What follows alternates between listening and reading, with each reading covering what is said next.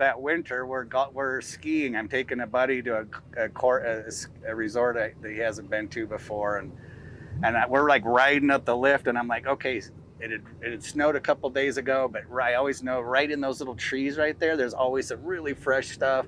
So we're gonna come down and we're gonna go through those trees, and then we're gonna cut skiers left right there. You can't see it from here, and it opens out. It's amazing. And he's like, okay, well, I'm gonna go down this here, and then like I'll get to the bottom, and then I'll come back up. and I realize I'm like, oh, like, that's kind of my thing. And I think that if you have a thing, like you asked, it kind of makes everything alive. It makes everything more vibrant.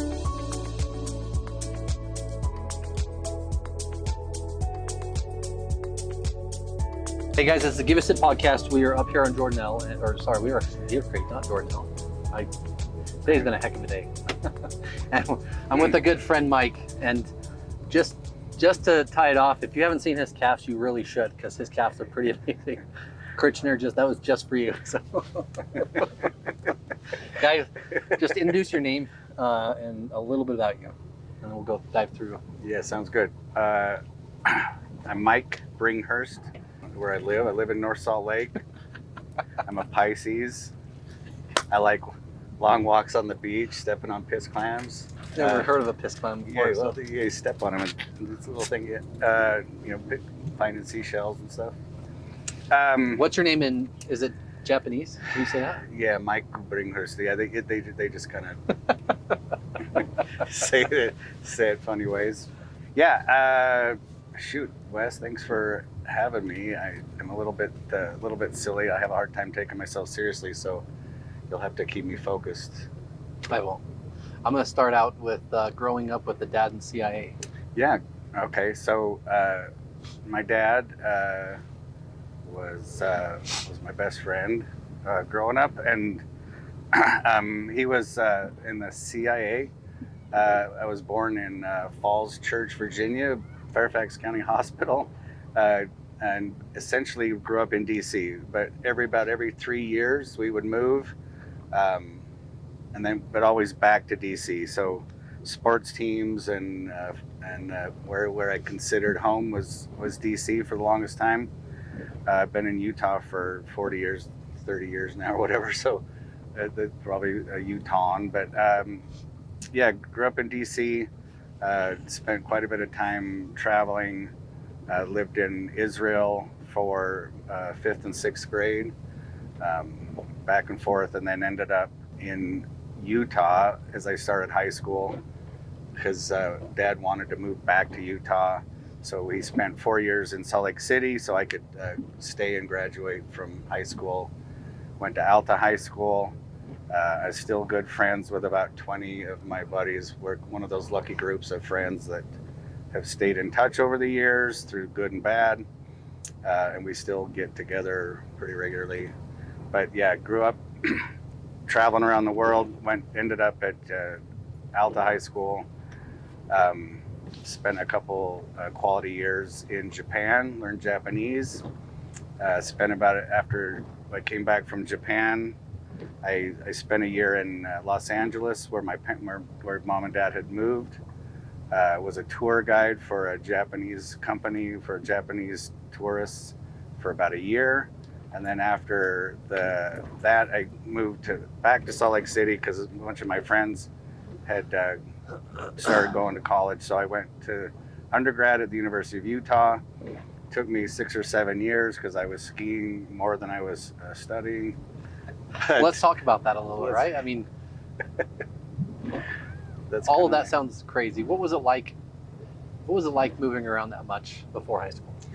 Yeah, it was kind of interesting, right? Because I remember being in high school, and having guys talking about, oh yeah, I went to elementary school with those guys, or these are my friends. I'm like, you still know these. I just thought everybody moved. I thought that's kind of what everybody did.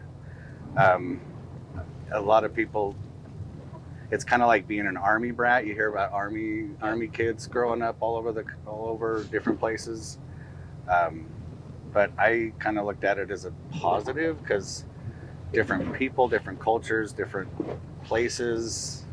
I mean, from DC to Utah is different, and then Japan's like all of that, right? Yeah. That's great. Like, has it helped you today? Like, what's one lesson you learned in moving? Like, being able to talk to people today, or I had always I kind of had, because I moved around. I loved moving around. I loved being in new places, getting to know new people, cultures, languages.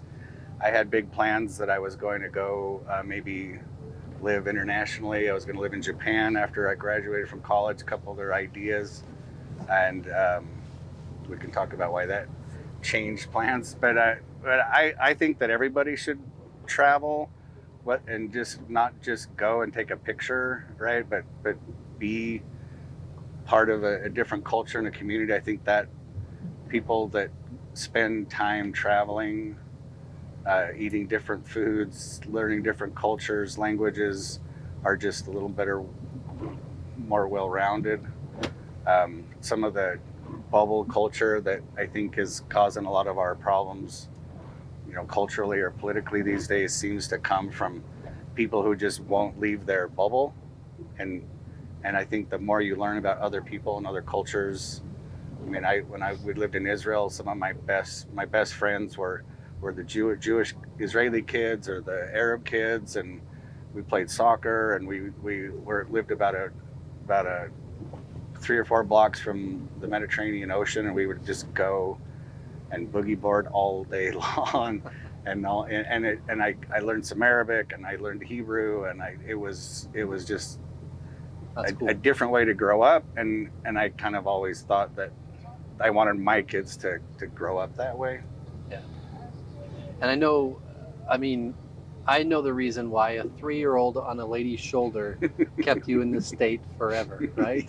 Yeah, it's gonna lock me in. Yeah. So what was that first blind date like? Yeah. So for some reason, traveling a lot and skiing 100 days a year wasn't conducive to finding a mate. So I ended up going to law school. Shout out BYU Law School. I showed up at BYU Law School looking to wear all my Utah gear, and nobody cared at the law school. Just FYI. You're that Utah guy, damn you. Yeah, but nobody even cared. Anyway, so I finally, I've given up on girls. I'm giving up on stuff. I'm deciding to grow up. I go to law school, and about 3 months into law school, my best friend, shout out Matt Osborne in Benin, Africa, right now. His wife was working with a gal at Gap Kids, and she was a single mom raising a 3-year-old, working a third job so she could get some discount clothes. And my buddy's wife said, "You should really go out with my best friend's 28-year-old single guy." And she's like, "Oh, well, maybe. I don't know. I'm really busy. I'm a single mom. It's almost Christmas." And what does he look like? And she said, "He is so funny." She's like, "Well, okay, yeah, but what does he look like?" And she's like, "He is hilarious. You will laugh the whole time.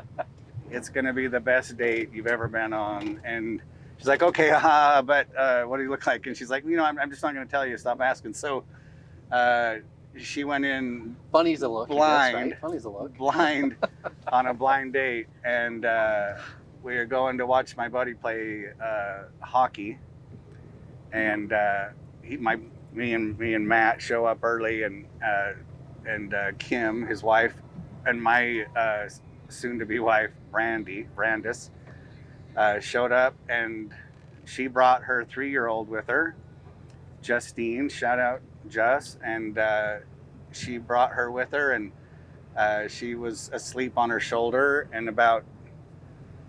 she slept there but she's like looking over her shoulder, like that, and so we just kind of wave back and forth and being quiet. Eventually, the little girl wakes up, ton of curly hair, and she looks at me and she's like, "Hi," and I immediately asked if she could go get an ice cream and a snack. So I ended up hanging out with her the whole time.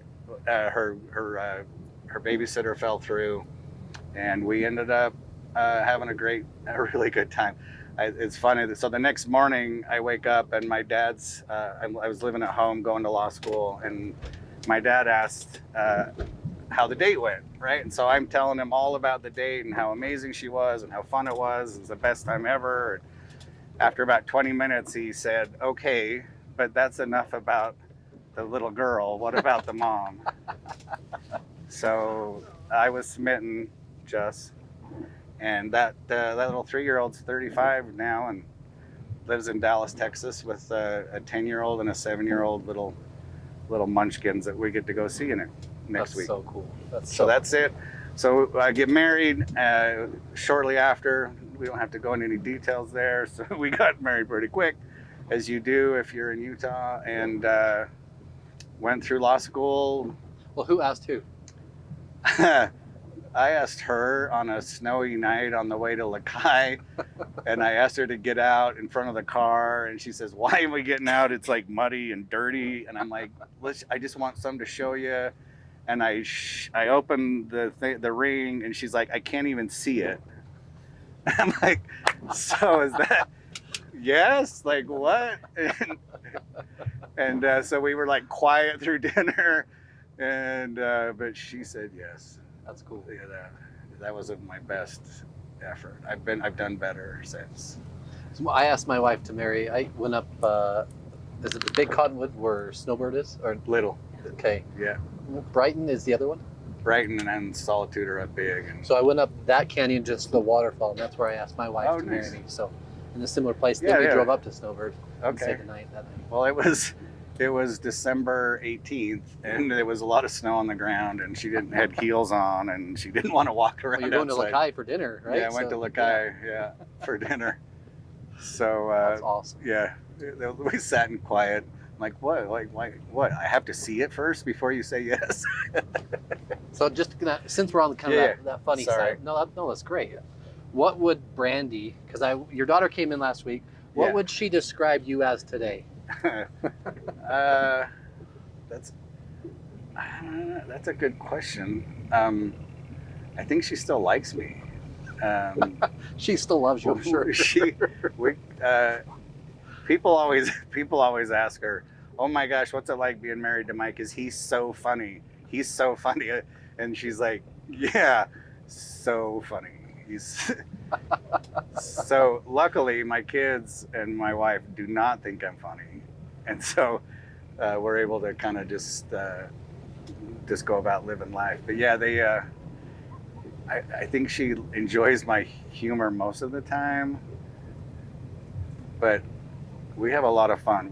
She's my best friend. We travel all the time. If I want to go on a road trip, it's with her. That's She's awesome. great. Yeah, I think she thinks the same. I'm sure she. I mean, 31 plus years now, right? I Yeah. mean, it's pretty amazing. Yeah, It's pretty amazing. thanks. So law school to Yeah. yeah. Yeah, yes. Gosh, so I went to law school because my dad shamed me into making something more in my life. I took the LSAT. I did well probably because I wasn't super nervous about going. It wasn't like my dream job for all my life, but I did well enough. I got into BYU Law School, and I was never really concerned about the law, the typical lawyer track. So you could argue that maybe I didn't focus on law school as well as some other folks did, but I did still pretty well, but I knew I didn't want to work for anybody. I'm a terrible employee and not a great employer, but I knew I wanted to work for myself, and I knew so I went out on my own right away. Within a year of practicing law, I partnered up with a good buddy of mine. We were Cooper and Bringhurst for about 7 or 8 years. And I also added title insurance to my law practice. So I've been in the title industry, title and escrow, and lawyering. I've done litigation. I've represented kids that have been abused or neglected as what's called a guardian ad litem. I've done a lot of different things just to kind of scramble, almost kind of the entrepreneurial version of being a lawyer. I've dabbled in a couple different things. I was a general contractor for about 5 years, And then about 3 years ago, I started a travel agency. So to kind of capitalize on my love of travel. And so I've done a lot of different things. I know that there's a lot of folks, sometimes I'm jealous of some of my buddies that had a little more focus than I did, that were able to stay in a career and stay in a path. Shout out Matt Osborne again. And others in my friend group that have done a really good job with staying focused on a career path. But it's never been kind of my path, and I'm more about going where the people that I'm with and the connections I make. Not a lot of my friends are lawyers because I don't generally connect with them as well as I do a lot of the other people. But I've kind of had a career, and still do, where I work with people, and it's the relationships both at work and with the people I'm working with that I've found the most satisfaction with. I think it's been maybe 4 years since I met you. Maybe a little long. It's probably a little longer than that now. But I'm sorry about all the teasing. oh, that's okay. He teased me about my pants riding in D&I. He teased me about all sorts of things. I didn't know how to take him at first, guys, but he's actually a really good guy.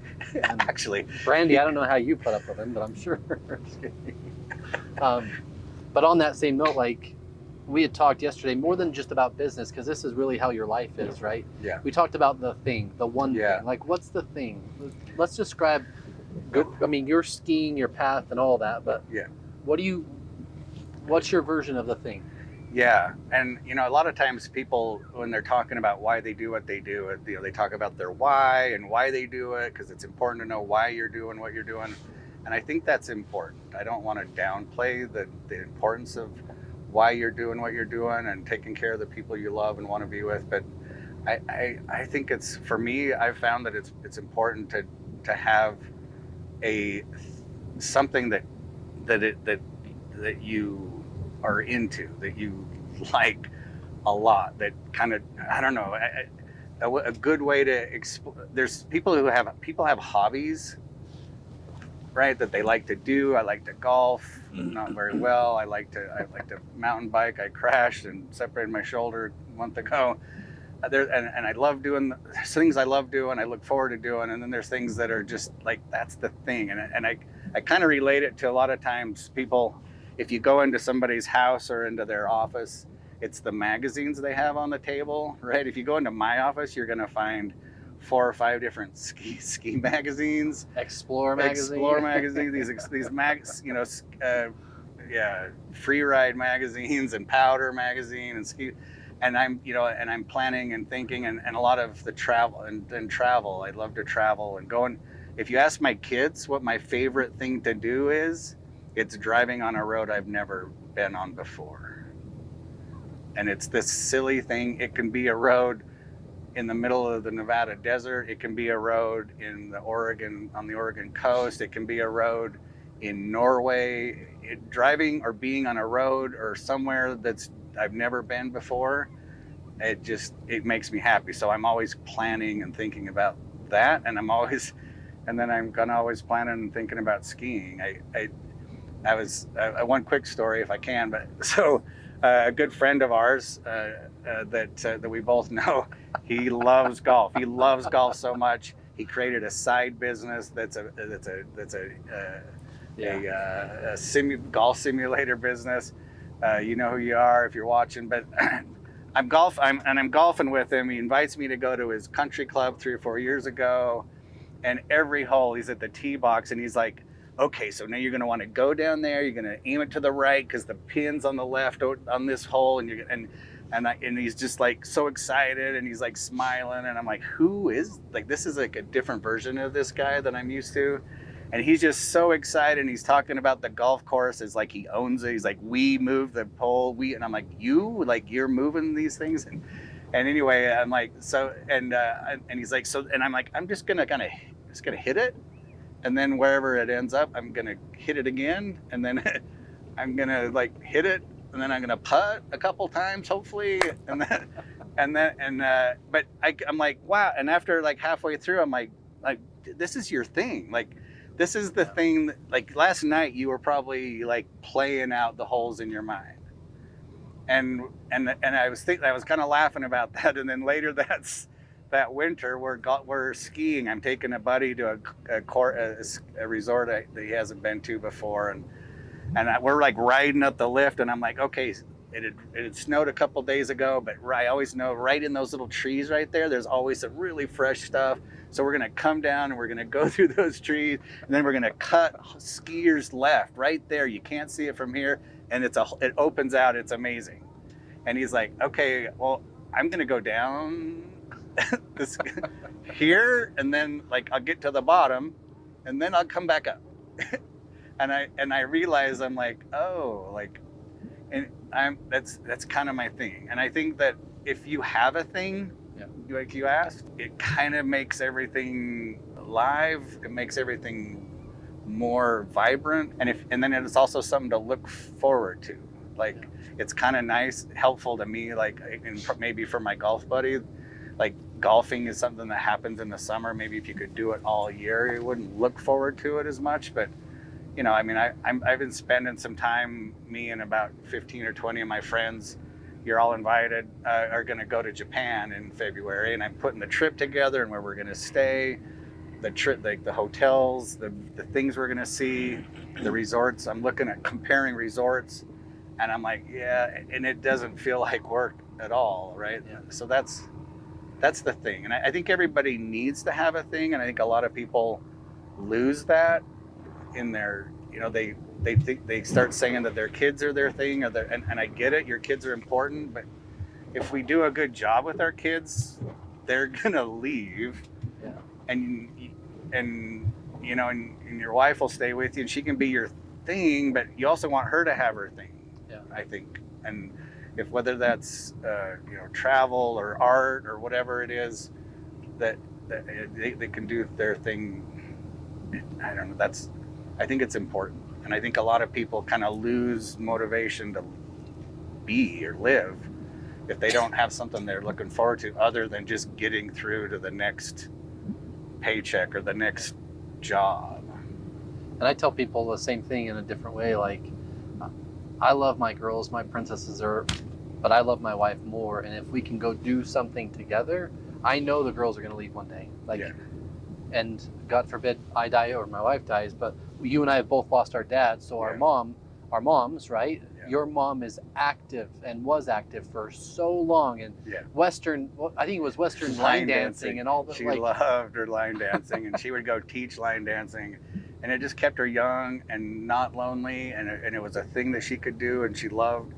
And Dad's been gone for 20 years, and she tells me all the time that some of her family or her friends are so lonely when they became widows or whatever, and that she's like, yeah, I miss my people, I miss Dad, but I'm not lonely, and I have my thing, and I think that's important. And I want to tie it off into the business realm, because when we talk about a business, most of the time the business is the most important thing to someone who birthed the business, right? And dangerously it can be, to that point that you discard your family, or you discard the things that you should do or want to do, or your health or whatever it is, right? Yeah. And then gosh forbid you make it to where you've actually built the business enough to sell it. Yeah. And your identity's gone. Yeah, then what? Yeah. And a lot of those guys just start another business, and I'm like, okay. I mean, and I don't mean to downplay anybody's experience, right? It is what it is, but man, if you're lucky enough, like I kind of have been able to like turn my love of travel into a business, or my the love of like working with people and talking to people and getting to know people.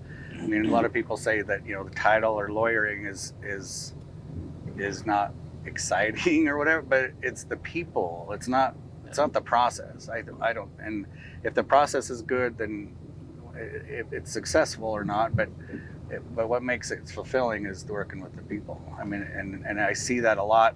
I've done a lot of. If you go out on your own in law, like I did, you kind of take whatever you can get. And so I did a lot of family law, and I got pretty good at being a family law lawyer. I've seen a lot of people would ask me, what makes us what do you see most of all? Is it infidelity? Is it this? And I'm like, and it's not, it's, yes, it's all of those things, but it's mostly it's communication.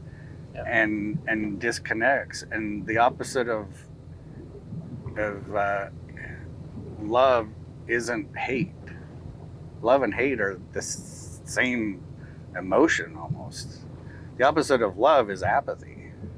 When you stop caring about somebody, then that's the opposite of love. Because if somebody would come into my office and they hate this person because of what they've done, it almost never goes well. But if they've gotten to a point where they're like, you know what, he's a great person, she's a great person, but we're not a thing anymore. We just don't have the same interests, and I want him to be happy. He's going to be happier without me, and I'm going to be sad. But it's a healthier place to be, and it's hard to get there. And it's kind of like, when people ask me, where's your favorite place to travel? Because they want to like go to that place. I'm like, no, the favorite place to travel is where you were last. The places you've seen most recently. And my favorite place to travel is the trip I'm planning. And the thing I want to do is the next thing I want to do. And I hope I die one day planning my next trip. And there was a conversation we had a couple of years back about a neighbor who had an infidelity husband. Anyway, and I said, hey, I know this guy, and when I talked to you about it, he's like, I think the way you had said it and the way my mind still pictures it is like, I don't condone divorce. Like, I don't really want people to get divorced. Like, yeah, because you've seen the awful side, not even that just on the two relationship between the two people, but what it does to the family. Yeah, it's terrible. Right? Yeah, it's the next thing after losing a loved one, losing a spouse. It's that hard, and it's often one person probably usually wants it more than the other, and maybe the one that wants it more, it's not going to be as traumatic, but it often is. It's hard, and helping people through that. I love it, and I don't blame anybody for staying in spite of issues or leaving. I never really did. I've stopped. I talk to a lot of people going through it, and I have good recommendations for it. If it goes to heavy litigation, I don't do that anymore. I did a lot of it. I've been to court a lot, and I don't anymore. I've found that and most people just need to be walked through the process. Yeah. So yeah, I don't want anybody to get to it. I think the view that I have today is I get to watch my mom yearn for the 37-year relationship for my dad. And now it'd be 43 or 44 and 44 years that she doesn't get to have that anymore, right? So the people who take advantage of the relationships, whether it's in business or whether it's their marriage or whether it's with your children, like, why? Yeah. There's a point in which it may not be there anymore anyway. Yeah. So don't take advantage of something that's amazing. And if it's not amazing, communicate or create something, right? Or find the thing. Yeah. Find the one thing or the thing. And that's a lot of the times what it is that there gets jealousy about a thing. But and I don't think that's. Everybody's. I love getting to know people and talking to people like you like to talk to people, making fun of your, dude, like just buy a little bit longer. Just wait. Will you shrink your calves a little too? Just cover up maybe the top of your shoes a little, but and then maybe just I don't need to see how many cents are in your pocket. Maybe Don't just make fun of my doTERRA cents or whatever. But. Yeah, it's just getting to know people. Everybody's got a different journey, and I think that a lot of people, especially these days, they think of somebody as on a different, political spectrum or religious spectrum or social spectrum or whatever it is, and none of that matters. And I think that's why I love to travel. That's why I love helping people travel. That's why I love I'm a foodie. I love to eat all the food. Just got back from Egypt, and mean, the food's amazing. The people are amazing. It was so interesting and cool. And back in March, I went to Norway, right? I mean, Norway and Egypt, it couldn't have been too different culturally, visually, anything. And somebody was like, "Which one did you like better?" You can't do that. Yeah, it's like comparing your left shoe to your right shoe. Which one do I? I don't want to lose either one. Right. And something you said earlier too that I just wanted to tie off on is, does Brandy get to travel with you some of the? I mean, with the travel company, maybe it's you and Rachel, right? But yeah, sometimes it's just Rachel and I on like what do we call a familiarization tour. But I usually generally don't take them if I can't take Brandy. There's a couple I've gone on where I haven't, but right now she's getting her master's. Shout out master's in dietary education, but you probably said it wrong. Sorry, babe.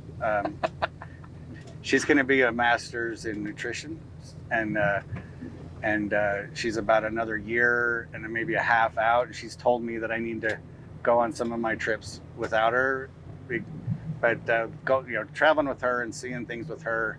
I mean, there's a couple places I really want to go, and the idea of going and seeing something new without her, I almost have no interest. So, yeah, we travel together. We see the world together. That's me. I don't think she loves it as much as I do, just because there's a lot of energy that's required to plan for it and go. But I don't think there's anywhere that she hasn't liked going.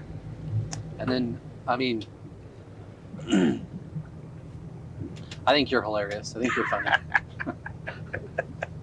He's funny, trust me. Thanks, Wes. He's so funny. Yeah, see, 31 years ago, Kim was right. Yeah. He's so funny. I'm gonna get you a bumper sticker that says that for your Tesla. He's so funny. Well, I mean, I was voted most obnoxious in my high school, so yeah. That kind of makes sense. Runner up. I love to see that picture. I was runner up. I was runner up. Most humorous. I really wanted to get the double there. That's awesome. And so let's say I'm just going to do some 3 or 4 funny questions, okay. Just things that are random. So on the back of your phone it says soldiers. Yeah. Tell me about that. So I got a sticker of a snowcat on the back of and it's this little ma and pa ski resort in southern Idaho. I mean, a lot of people have, Snowbird or Bright, the sticker that I'm representing is it's a little ma and pa ski resort in southern Idaho between Boise and Sun Valley, 2 lifts, an amazing little community. And then they run a cat ski operation up above it. And I've talked 10 or 15 of my buddies to go with me every year to go up there and go cat ski, and that's what that is. My wife's from Boise, and I know that area well, and I've never heard of this place. See? So that's what I'm saying. Yeah, that's really cool. That's really cool. Yeah. You said you went to Norway. What was one of the coolest things in Norway you saw? Oh man! If you had to pick one, what would it be? I mean, I want to say it was the when the sun came out and we had 1.5 foot of a powder that we could ski for four runs, but probably the fjords. Like it's one. I think it's kind of like just being in the middle of like you see pictures of it, and we did a whole like a 3-hour tour through some fjords with just waterfall. I mean, it's one of those things. I tell my kids that sometimes you can take a picture of something, and they'll be trying to take a picture like this. You can take a picture, but it's a feeling, right? And so I tell them I've been telling them since they were little, it's a mind grab. All you can do is grab it in your mind and how you felt at the time. And it's about smells and sounds and feeling and being those fjords that have been there for 1,000 years. And it was really cool. And I don't know if this is a challenge, but I'm going to say it because my mind's saying it. But Matthew McConaughey has a book out, Poems and Prayers. Yeah. I'm more than 3/4 of the way through it. Nice. But what it talks about is the documentation of all the experiences he's had mostly through his life, where he's written a poem or something about a restaurant or this or that. Like, I would challenge you to write, when you go on these places, just write something about it. Give your kids a memoir, or even the travel company something cool to It's a good idea. document it out, right? My wife does a pretty good job of keeping a journal. That's awesome. And Great job, Randy. Good job. Sometimes at night, we'll be like getting ready for bed. She's like, so after we went to the Duomo, what was that? I'm like, that was like 5 days ago. So she does a good job of. Good. Where are those? I don't know. And then Egypt, because I've never been to Norway or Egypt. What was something? So why Egypt? Let's say. Well, it's part of the travel deal because we have. That's where a lot of people want to go, and I hadn't been there before. It's hard to sell something you've never been. And there's a company that we work with that had like a discounted opportunity to go and see what they do. So shout out Skyline Tours, but and Yasser Salah that owns that company, and he had us out. And but I mean, gosh, it's amazing. It's my brain, the things I look for if I'm not skiing are culture, like which includes people and culture and food and history, right? So and Egypt is like 10 out of 10 on every one of those. I mean, the history, and you're seeing pyramids that are 5,000 years old. I mean, it's crazy. It's crazy. I mean, and the Egyptian, empire lasted 3,000 years, and we're super pumped about 250 years. They had gaps between pharaohs that were more than 250 years. So and it's so well documented and it's so well done, and it's amazing. The food, I'm a sucker. I mean, having lived in Israel, it was really fun to the hummus and the pita and the snacks, baklava and kanafa, the things that you eat there are amazing. And then and again, it comes back to people, right? Because these are people who maybe don't have a lot, and the Egyptian people are exuberant. They love life.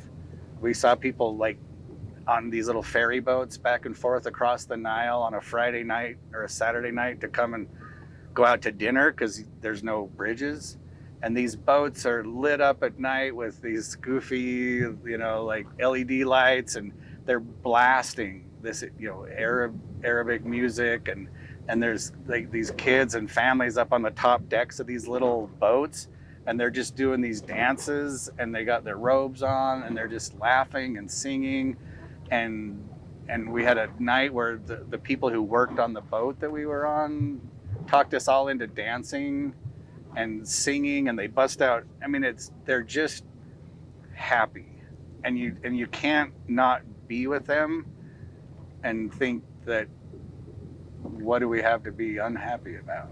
And I mean, gosh, it's 120 million people live in a desert, and there's a lot of crazy, things and some issues with their government, and they don't care. They just were looking out for each other, and they're so happy to see you, and they want to tell you all about their history and their religion. They wanted to tell us all about, they're Muslim mostly, and they wanted to tell us all about how Muslim isn't bad, and we want Americans to go home thinking that we're happy, peaceful, loving people.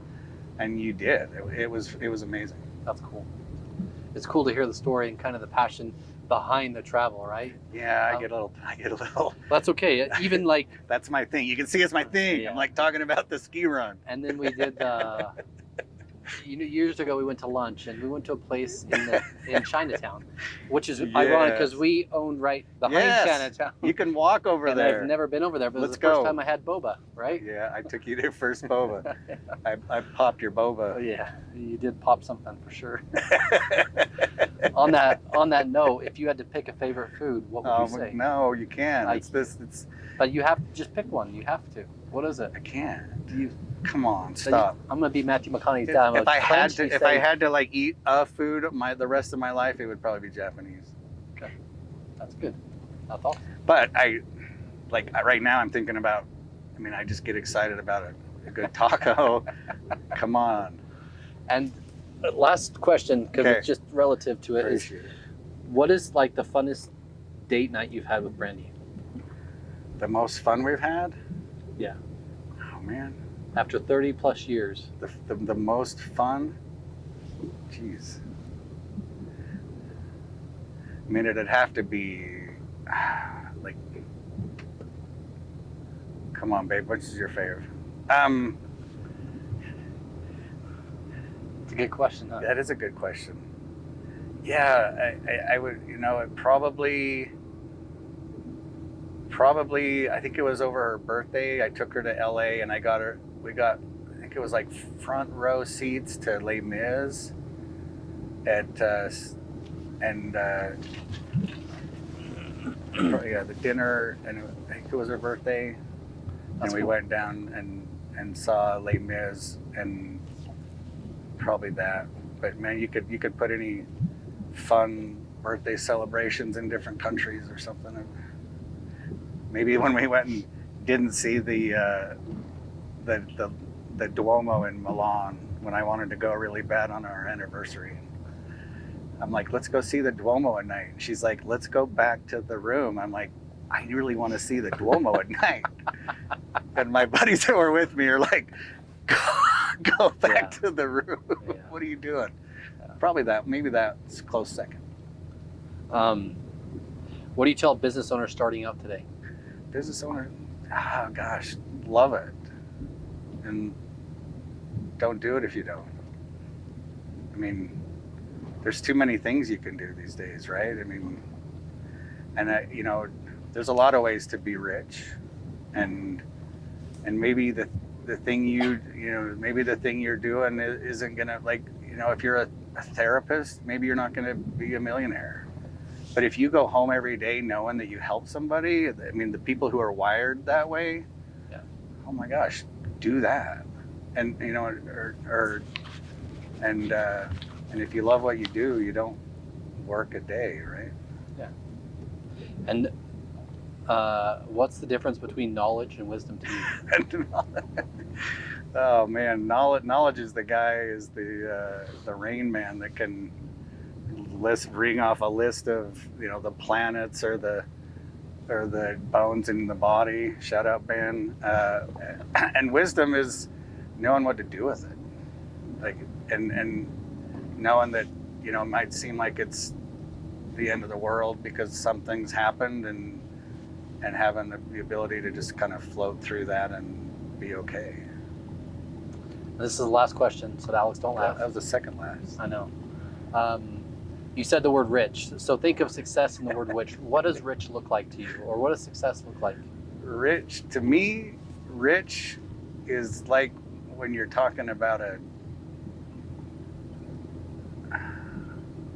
food or a experience, or if the experience was rich, it was more than just the adrenaline of skiing, or it's a richness in the experience. And if you have a career that's rich, it doesn't just mean money. It has to mean money, because you can't do very many things without it. Yeah. But if it doesn't include relationships, if it doesn't include laughs and bad dad jokes or whatever, if it doesn't include some of that, then what are you doing? And I think to me, being rich is having rich experiences, and a rich relationship isn't just, I know Wes. It's, I know what he calls his wife. I know what he likes to do. I know that he broke his back. I know that he's too many keys in my pocket. His pants are so tight I can see when his driver's license expires. No. That's a rich, and to being able to give somebody crap. Yeah. If it's a rich relationship, and the more of those you have, the more you're rich, I think. What is? Last question. What has Give Us It podcast been like? What's this like? Oh, this is awesome. I was nervous about it, and you were nervous? Yeah. You showed it all morning too. Thanks, dude. No, I don't like talking about myself. First, I don't think I'm photogenic, and I also think that I sound like Kermit the Frog when I listen to my voice back on a Remember, on a he's really, message. really funny. Remember that. He is, and but he's not cool. I guess I'm cool. You are cool. Thanks, dude. But yeah, it's great, and I love talking. I love the idea of talking. I don't know that I have anything groundbreaking to share with anybody, but it's nice to kind of self-reflect and go through some things and think about kind of what matters. So thanks for You're welcome. thanks for making me contemplate. Thanks for being here. Thanks. Do you want to give any shout out to any business, any way to get a hold of you, or just lunch? Dude, What do you want? Just I do a lot of things, and none of them very well. But the more people I get to know, the better. If you want to talk about travel, I'll talk about travel all day. If you want to talk about real estate and how to put a transaction together that's out of the ordinary, I'm your guy. If your best friend that's really you is having marriage problems, you want to talk about what that looks like, I'm happy to talk. I mean, people have people problems, and my phone number is 801-673-2478. Tree Fort Title is the title company that I have.